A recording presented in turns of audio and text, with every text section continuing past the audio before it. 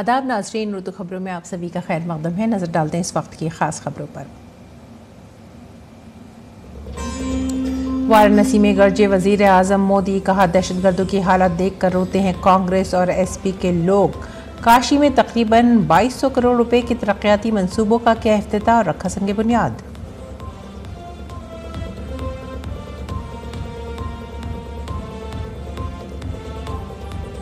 वजीर आजम ने पीएम किसान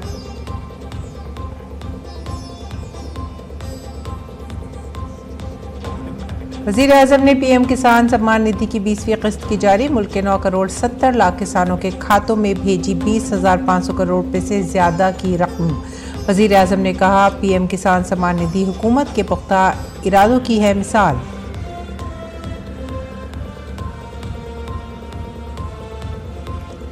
बीजेपी लीडर अरुण जेटली पर बेतुका बयान देकर फंसे राहुल गांधी। अरुण जेटली पर ज़राई क़वानीन के खिलाफ एहतजाज करने पर धमकी देने का इल्ज़ाम। जेटली की बेटी ने सच्चाई का पर्दाफाश किया। कहा, ज़राई कानून आने से 1 साल पहले 2019 में हो चुका था वालिद का इंतकाल। SIR के खिलाफ तेजस्वी यादव का झूठा साबित हुआ प्रोपेगेंडा। इलेक्शन कमीशन ने वोटर लिस्ट में नाम न होने के इल्ज़ाम को बताया शरारत से भरपूर। बीजेपी ने कसा तंज।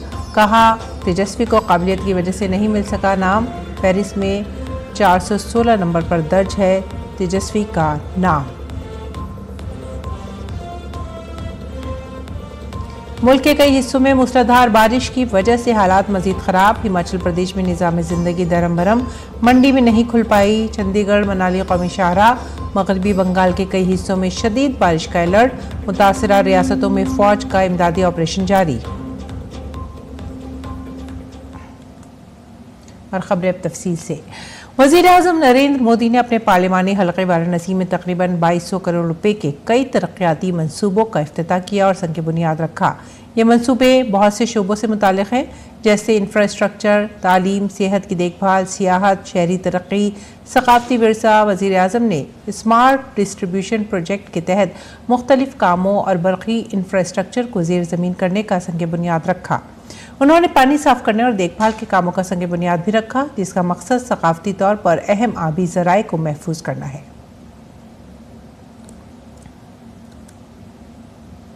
और वज़ीर आज़म मोदी ने मुख्तलिफ माजूर अफराद और बुजुर्ग शहरियों में 7400 से ज़्यादा मुआविन आलात भी तकसीम किए। वज़ीर आज़म ने काशी संसद मुकाबले के तहत मुख्तलिफ तकरीबात और मुकाबलों के लिए रजिस्ट्रेशन पोर्टल का भी इफ्तिताह किया, जिसमें खाका निगारी, पेंटिंग, फोटोग्राफी, खेल, आलमी मुकाबला और रोज़गार मेला भी शामिल है।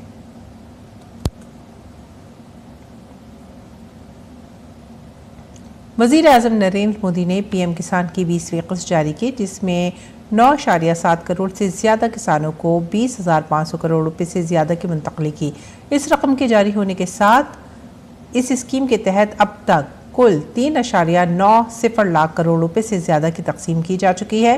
वज़ीर आज़म नरेंद्र मोदी ने इस मौके पर किसान सम्मान निधि पर अपोजिशन जमातों की तरफ से फैलाई जा रही अफवाहों पर सख्त हमला किया। जब पीएम किसान सम्मान निधि शुरू हुई थी, तब सपा, कांग्रेस जैसे विकास विरोधी लोग, विकास विरोधी दल कैसी कैसी अफवाहें फैला रहे थे, लोगों को गुमराह कर रहे थे, किसानों को उलझन में डालते थे। कोई कहता था मोदी भले योजना लाया, लेकिन 2019 का चुनाव जाएगा, ये सब बंद हो जाएगा। इतना ही नहीं, मोदी ने जो पैसा अभी जमा किया है ना, वो भी वापस निकाल देगा। कैसा झूठ बोलते हैं।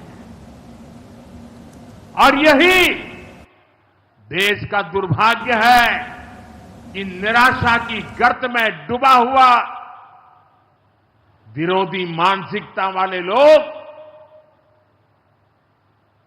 ऐसी ही झूठी सच्चाई को लेकर के जी रहे हैं।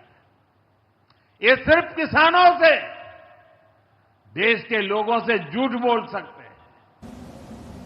वजीर आजम नरेंद्र मोदी ने भगवान शिव की रुद्र शक्ल का भी जिक्र किया। उन्होंने कहा कि ऑपरेशन सिंदूर के दौरान भारत का ये रूप दुनिया ने देखा है। वजीर आजम ने इस मुहिम पर कांग्रेस और इसके इत्तेहादियों के रवैये पर तनकीद भी की। जब आतंक और अन्याय होता है तब हमारे महादेव रुद्र रूप धारण करते हैं। ऑपरेशन सिंदूर के दौरान दुनिया ने भारत का यही रूप देखा है। भारत पर जो वार करेगा वो पाताल में भी नहीं बचेगा। लेकिन भाइयों बहनों, दुर्भाग्य से ऑपरेशन सिंदूर की सफलता पर हमारे देश के कुछ लोगों को भी पेट में दर्द हो रहा है। ये कांग्रेस पार्टी और उनके चेले चपाटे, उनके दोस्त इस बात को पचा नहीं पा रहे कि भारत ने पाकिस्तान के आतंकी ठिकानों को तबाह कर दिया। दुनिया भर में फैले अदम इस्तेहकाम और कई खदशात के दरमियान वजीर आजम नरेंद्र मोदी ने मुल्क के शहरियों से मुल्क में बनी मसनूआत खरीदने की अपील की। उन्होंने कहा कि दुनिया के ममालिक अपने मफादात पर तवज्जो दे रहे हैं, भारत को भी अपने माशी मफादात से चौकन्ना रहना होगा। आज दुनिया की अर्थव्यवस्था कई आशंकाओं से गुजर रही है। अस्थिरता का माहौल है। ऐसे में दुनिया के देश अपने अपने हितों पर फोकस कर रहे हैं। भारत भी दुनिया की तीसरी सबसे बड़ी अर्थव्यवस्था बनने जा रहा है। इसलिए भारत को भी अपने आर्थिक हितों को लेकर सजग रहना ही है। हमारे किसान, हमारे लघु उद्योग, हमारे नौजवानों के रोजगार, इनका हित हमारे लिए सर्वोपरि है। जो देश को तीसरे नंबर की इकोनॉमी बनाना चाहते हैं, ऐसा कोई भी राजनीतिक दल हो, कोई भी राजनेता हो, उसने अपने संकोच को छोड़ करके देश हित में हर पल, हर बार, हर जगह देशवासियों के अंदर एक भाव जगाना होगा, और वो है हम स्वदेशी का संकल्प लें। अब हम कुछ भी खरीदें तो एक ही तराजू होना चाहिए। हम उन चीजों को खरीदेंगे जिसे बनाने में किसी न किसी भारतीय का पसीना बहा है। वाराणसी के अपने दौरे के दौरान वजीर आजम नरेंद्र मोदी ने डिविजनल कमिश्नर और जिला मजिस्ट्रेट से जिले में सैलाब की सूरत हाल पर तफसीली रिपोर्ट ली। उन्होंने सैलाब से निमटने के लिए की गई तैयारियों, मुतासिर अफराद को फराहम की जाने वाली फौरी इमदाद और जारी इमदादी कार्रवाइयों की पेशरफ्त पर तबादला ख्याल भी किया। वजीर आजम ने रिलीफ कैंपों में मुकीम लोगों और मुख्तलिफ मकामात पर पनाह लेने वालों के लिए किए गए इंतजाम का भी जायजा लिया। उन्होंने मकामी इंतजामिया को हिदायत की कि सैलाब से मुतासिर अफराद को फौरी और मौसर तरीके से हर मुमकिन मदद फराहम की जाए। और वाराणसी में वजीर आजम नरेंद्र मोदी के प्रोग्राम में रियासत के वजीर आला योगी आदित्यनाथ भी मौजूद रहे। वजीर आला योगी आदित्यनाथ ने वजीर आजम नरेंद्र मोदी का इस्तकबाल किया। प्रोग्राम में अपने खिताब में वजीर आला योगी आदित्यनाथ ने कहा कि ऑपरेशन सिंदूर के जरिए दुनिया को भारत की ताकत का अंदाजा हो गया है। दुश्मन के घर में घुसकर उसे तबाह करने की हिम्मत नया भारत रखता है। पूरी दुनिया ने ऑपरेशन सिंदूर के माध्यम से भारत के सामर्थ्य और भारत की शक्ति का एहसास किया है।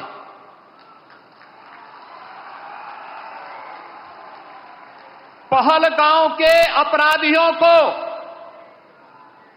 मिट्टी में मिला करके दुश्मन के घर में घुस करके उनका खात्मा करने का वादा भारत रखता है, नया भारत रखता है। वज़ीर आला योगी आदित्यनाथ ने अपने खिताब में वज़ीर आज़म की आलमी मकबूलियत का भी जिक्र किया। उन्होंने कहा कि वज़ीर आज़म नरेंद्र मोदी दुनिया के मकबूल तरीन लीडर हैं। उन्होंने ये भी कहा कि दुनिया के कई ममालिक ने वज़ीर आज़म को अपना आला तरीन शहरी एजाज़ दिया है। आदरणीय प्रधानमंत्री जी दुनिया के सबसे लोकप्रिय राजनेता हैं। आपने देखा होगा पिछले 11 वर्ष में दुनिया के 4 दर्जन से अधिक देशों ने अपना सर्वोच्च नागरिक सम्मान आदरणीय प्रधानमंत्री जी को समर्पित किया। लोक कल्याण के लिए, विश्व कल्याण के लिए उनकी दूरदर्शिता का लोहा आज पूरी दुनिया मानती है। पीएम किसान सम्मान निधि योजना के तहत किसानों के रोजगार को मजबूत बनाने और ज़राई तरक्की को फरोग देने के लिए माली मदद फराहम की जाती है। इस एपिसोड में आज 20वीं किस्त बराह रास्त किसानों के खातों में पहुंच गई है। दिल्ली के किसानों का क्या कहना है, इस पर हमारे नामानिगार गिरीश निशाना ने खुसूसी बातचीत की। प्रधानमंत्री किसान सम्मान निधि योजना के तहत 20वीं किस्त किसानों के खाते में आई है। हम दिल्ली में मौजूद हैं, यहाँ हम किसानों के साथ हैं, बात करते हैं। सर, किस तरह देखते हैं पीएम किसान? देखिए, आज जो 20वीं किस्त आई है वो बहुत ही सौभाग्यशाली है, क्योंकि जब प्रधानमंत्री जी ने इस योजना को शुरू करने से पहले जब हमें खाद और बीज की आवश्यकता पड़ती थी, जब पैसा नहीं होता था, तो हम जो कच्ची मंडी के अंदर अपना अनाज देते थे वो साहूकार पूरे के पूरे पैसे हमारे ले लेता था और हमें कुछ नहीं मिलता था, क्योंकि वो 5%, 10%, सैकड़े ब्याज पर हमें पैसा लेना पड़ता था। आज जब हमें खाद की आवश्यकता पड़ती, बीज की आवश्यकता पड़ती फसल के टाइम पर, तो प्रधानमंत्री जी द्वारा हमें जो योजना दी जाती है वो हमारी किस्त हमारे सीधी बैंकों में आती है, जिसमें कोई बिचौलिया नहीं है। आज जैसे ही उन्होंने इस योजना को शुभारंभ किया तो हमारे अकाउंट के अंदर जो पैसा था वो आ चुका है। प्रधानमंत्री जी का बहुत बहुत धन्यवाद करते हैं। दिल्ली में बहुत छोटे छोटे किसान हैं, कोई 1 बीघे का किसान है, कोई 200 गज का है, कोई 2 बीघे का है, 2 एकड़ से ज़्यादा तो किसी के पास ज़मीन है ही नहीं। तो 2000 रुपये भी एक छोटे किसान के लिए बहुत मायने रखता है। आज हमारे धान की जब फसल है उसमें दवाई मारनी है तो 2000 रुपये में हमारा बहुत फ़ायदा होता है। और हमें ये लगता है कि मोदी जी किसानों के लिए बहुत अच्छा काम करते हैं। माननीय प्रधानमंत्री द्वारा जो किसान सम्मान निधि के रूप में 20वीं किस्त जारी की गई है, ये एक राशि नहीं, एक किसान के लिए प्रोत्साहन भी है। इसमें जो किसान को छोटी ज़रूरतें हैं वो इसका समाधान कर लेते हैं। एक तो ये किसान सम्मान निधि, एक किसान कार्ड, जब से किसान कार्ड मिला है 3 लाख का ब्याज क्या, कुछ नहीं, साल में 2000-3000। तो इससे किसान को जब से ये मिलनी शुरू हुई है तो किसान की काया ही पलट गई। इस तरह से लोग काफ़ी उत्साहित हैं। उत्साहित इसलिए हैं क्योंकि प्रधानमंत्री किसान सम्मान निधि योजना के तहत अब किसानों के खाते में सीधा पैसा ट्रांसफ़र होता है। कैमरामैन ललित कुमार के साथ गिरीश निशाना, डीडी न्यूज, दिल्ली। और लोकसभा में हिज़्ब इख्तिलाफ के लीडर और कांग्रेस के रुकने पार्लियामेंट राहुल गांधी ने एक बार फिर अपने बेतुके बयान से सभी को हैरान कर दिया है। उन्होंने कहा कि जब कांग्रेस ज़राई क़वानीन की मुखालफत कर रही थी तो खुद अरुण जेटली ने उन्हें धमकी दी थी। राहुल गांधी ने कहा कि अरुण जेटली ने कहा था कि अगर राहुल गांधी हुकूमत की मुखालफत करते रहे और ज़राई क़वानीन के खिलाफ लड़ते रहे तो वो उनके खिलाफ कार्रवाई करेंगे। उन्होंने ये भी कहा कि शायद अरुण जेटली राहुल गांधी को जानते ही नहीं है। दर हकीकत राहुल गांधी का ये बयान सियासी तो हो सकता है, लेकिन ये ज़्यादा बेबुनियाद है। अब हमको आपको बताते हैं कि राहुल गांधी के इस बयान की चार जानिब से मजम्मत क्यों हो रही है। दरअसल बीजेपी के सीनियर लीडर अरुण जेटली का इंतकाल 24 अगस्त 2019 को ही हो गया था, जबकि 3 ज़राई क़वानीन 17 सितंबर 2020 को लोकसभा और 20 सितंबर 2020 को राज्यसभा ने पास किए थे। राहुल गांधी को इस बयान की वजह से सोशल मीडिया पर शदीद तनकीद का निशाना बनाया जाना यकीनी है। आइए आपको बताते हैं कि राहुल गांधी ने क्या कहा। I remember when I was fighting the farm laws, and he's not here anymore, so really I shouldn't say it, but I will. and Arun Jaitley ji was sent to me to threaten me. And he said, you know, if you carry on down this path, opposing the government, fighting us on the farm laws, we will have to act against you. I looked at him and said, I don't think you know who you're talking to. I don't think you have an idea who you're talking to. और राहुल गांधी के बेहुदा बयान की हर तरफ मसम्मत तो हो ही रही है, वहीं आजानी अरुण जेटली के बेटे रोहन जेटली ने भी उन्हें मुंह तोड़ जवाब दे दिया है। रोहन जेटली ने सोशल मीडिया पर लिखा कि मेरे वालिद का इंतकाल 2019 में हुआ था, जबकि ज़राए क़वानीन 2020 में लाए गए। मेरे वालिद की फितरत में कभी भी किसी को धमकी देना नहीं था। वो जमहूरी नज़रियात के हामी थे और हमेशा इत्तफाक़ी राय पर यकीन रखते थे। राहुल गांधी को दुनिया से रुखसत होने वालों का एहतराम करना चाहिए, उन पर सियासत करना सही नहीं है। राहुल गांधी ने साबिक़ वज़ीर दिफ़ा मनोहर पर्रिकर के आखिरी दिनों पर भी सियासत करने की कोशिश की थी, जो कि इंतहाई अफसोसनाक है। और बीजेपी रुकने पार्लियामेंट अनुराग सिंह ठाकुर ने आज जहां अरुण जेटली पर कांग्रेस लीडर राहुल गांधी के मज़ीक़ाख़ेज़ बयान की मज़म्मत की। उन्होंने कहा कि वो जो भी कहते हैं सब झूठ है। दिन, हफ्ते, महीने, साल गुजर गए लेकिन कोई तब्दीली नहीं आई। हर रोज़ नया झूठ, हर रोज़ नया प्रोपेगेंडा। आखिर राहुल गांधी कब तक मुल्क के शहरियों को उलझाएंगे और कांग्रेस कब तक कन्फ्यूज़ रहेगी? राहुल गांधी जी को मैं याद करवाना चाहता हूँ, श्रीमान अरुण जेटली जी, सभी राजनीतिक दलों में उनकी रिस्पेक्ट थी, एक्सेप्टेंस थी, सर्वमान्य नेता थे वो। उनकी मृत्यु 24 अगस्त 2019 को हो गई और कृषि कानून 17 सितंबर 2020 और 20 सितंबर 2020 को ये लोकसभा और राज्यसभा में आए और मंजूर हुए। कितना झूठ बोलेंगे राहुल गांधी जी? जब बिल ही बाद में आए तो अरुण जी कब आए? उनकी मृत्यु हो चुकी थी, कब उनको धमकाने आए? श्रीमान राहुल गांधी जी को अरुण जेटली जी के परिवार से और भारतीय जनता पार्टी और देश से माफी मांगनी चाहिए। और आगे बढ़े की अगली खबर की तरफ। जम्मू कश्मीर के कुलगाम के अखल इलाके में जारी तसादुम में सिक्योरिटी फोर्सेज ने 2 दहशतगर्दों को मार गिराया है। सिक्योरिटी फोर्सेज को आज सुबह ये कामयाबी मिली। कल देर शाम देवसर के अखल जंगलाती इलाके में दहशतगर्दों की खबर मिलने के बाद SOG, जम्मू कश्मीर पुलिस, फौज और CRPF के जवानों ने तलाशी मुहिम शुरू की। रात को अंधेरे के बाइस सर्च ऑपरेशन रोक दिया गया था, लेकिन आज सुबह फिर से दहशतगर्दों के साथ तसादम शुरू हुआ और इस दौरान सिक्योरिटी फोर्सेज ने 2 दहशतगर्दों को हलाक कर दिया। सिक्योरिटी फोर्स की तरफ से सर्च ऑपरेशन फिलहाल जारी है। बिहार में SIR के बाद 1 अगस्त को वोटर लिस्ट का मुसव्वदा जारी किया गया है। अपोजिशन इस अमल पर मुसलसल सवाल उठा रही है। बिहार असेंबली में अपोजिशन लीडर तेजस्वी प्रसाद यादव ने दावा किया कि इलेक्शन कमीशन की तरफ से जारी करदा ड्राफ्ट वोटर लिस्ट में उनका नाम नहीं है। पटना में तेजस्वी ने कहा कि मैंने बिहार में वोटर लिस्ट की खुसूसी नज़रसानी के दौरान फॉर्म भरा था, लेकिन मेरा नाम ड्राफ्ट वोटर लिस्ट में नहीं है। ये एप्लीकेशन है, मेरा भी नहीं है। हम चुनाव कैसे लड़ेंगे? अभी तो देखिए, ये चुनाव आयोग का एप्लीकेशन है और मेरा EPIC नंबर हमने इसमें डाला है। दूसरी जानिब इलेक्शन कमीशन ने बिहार के अपोजिशन लीडर तेजस्वी यादव के इस दावे को यकसर मुस्तरद कर दिया है, जिसमें उन्होंने कहा था कि उनका नाम SIR की पहली फहरिस्त में नहीं है। इलेक्शन कमीशन ने तेजस्वी के दावे को बेनकाब करते हुए वोटर लिस्ट में दर्ज उनका सीरियल नंबर जारी कर दिया है। वोटर लिस्ट में तेजस्वी यादव का सीरियल नंबर 416 है। दूसरी तरफ पटना के जिला मजिस्ट्रेट SM त्यागराजन ने तेजस्वी के इस दावे पर कहा कि उनका नाम वोटर लिस्ट में नहीं है। तेजस्वी यादव का नाम वोटर लिस्ट में है और उनका EPIC नंबर भी है, जो 2020 के असेंबली इंतखाबात के दौरान था। माननीय नेता प्रतिपक्ष का नाम बिल्कुल है। एक तो नाम नहीं रहने की दावा बिल्कुल गलत है। जिस बूथ में वो वोट करते थे उसी बूथ पर अभी भी उनका नाम कायम है और सभी लोग सार्वजनिक तौर पर हैं, सभी लोग देख सकते हैं। दूसरा, जो एपिक नंबर के बारे में वो कह रहे हैं, जो एपिक नंबर हमारा पास उपलब्ध है, जो गहन पुनरीक्षण के पहले उनके नाम के साथ जुड़ा हुआ एपिक नंबर, वो एपिक नंबर उनके द्वारा भी सेम एपिक नंबर को 2020 के विधानसभा चुनाव में समर्पित किया गया। सो इसमें कहीं कोई कंफ्यूजन नहीं है।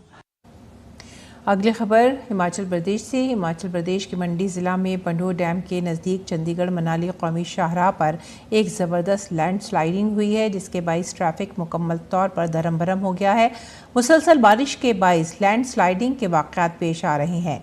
मंडी कुल्लू सेक्शन पर पंडोह डैम और बगलामुखी रोपवे के दरमियान चंडीगढ़ मनाली कौमी शाहराह का एक हिस्सा सड़क के टूटने की वजह से मुनहदम हो गया। दिल्ली में 27 साल बाद बीजेपी की हुकूमत बनी है। दिल्ली असेंबली का इजलास 4 अगस्त से है, जो पहली बार पेपरलेस होगा। दिल्ली सेक्रेटरीट को भी डिजिटल बना दिया गया है। अब तमाम फाइलें डिजिटल मीडियम से गुजर रही हैं। सेक्रेटरीट में अरकान असेंबली के साथ मीटिंग के बाद वजीर आला रेखा गुप्ता ने कहा कि इस सेशन में तालीमी बिल लाया जाएगा। पहली बार दिल्ली के इतिहास में दिल्ली विधानसभा अब ई विधानसभा होगी, पेपरलेस होगी। ये अपने आप में बहुत बड़ा कार्य है, जिसको इतने छोटे समय में हमने दिल्ली विधानसभा के लिए पूरा किया। केंद्र ने इसमें हमें फाइनेंशियल मदद की, दिल्ली सरकार ने भी अपना हाथ उसमें आगे बढ़ाया और मिल करके दिल्ली विधानसभा ई विधानसभा बन रही है। सब कुछ डिजिटलाइज हुआ है। और आइए बात करते हैं जंगलात और माहौलियात की। वन महोत्सव 2025 के तहत मरकजी माहौलियात, जंगलात और मौसमियाती तब्दीली के वजीर भूपेंद्र यादव ने गुरुग्राम के अरावली इलाके में मातृ वन प्रोग्राम का आगाज़ और उसकी सदारत की। इस मौके पर उन्होंने पौधा भी लगाया। इस मौके पर हाउसिंग और शहरी तरक्यात और तवानाई के मरकजी वजीर मनोहर लाल भी मौजूद रहे। प्रोग्राम से खिताब करते हुए मरकजी वजीर भूपेंद्र यादव ने कहा कि कांग्रेस के दौरे हुकूमत में गुरुग्राम में महकमा जंगलात की ज़मीन पर लगाई गई कांटेदार झाड़ियों को हटाकर पीपल, बरगद समेत कई पौधे लगाए जाएंगे।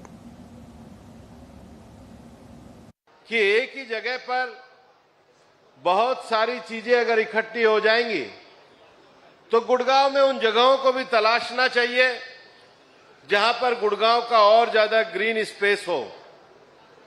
डीएलएफ के बसे हुए इस सघन क्षेत्र में वन विभाग के अधिकारियों के साथ बैठक हुई और लगा कि ये जो 800 एकड़ की जो जमीन पड़ी हुई है, ये वन विभाग की जमीन है। अगर ये जमीन इसी तरह बेकार पड़ी रही और केवल कांग्रेस के समय में उगाए हुए कांटे अगर इस सड़क पे बिछे रहे, इस जमीन पे बिछे रहे, तो न कांटों से उन्होंने किसी का भला किया और न आगे होने वाला है।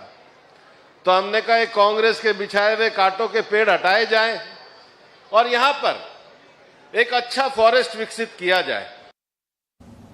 मरकजी वजीर मनोहर लाल ने कहा कि मातृवन के तहत दरख्त लगाने से गुरुग्राम समेत पूरी दिल्ली एनसीआर को फायदा होगा। देश के प्रधानमंत्री जी ने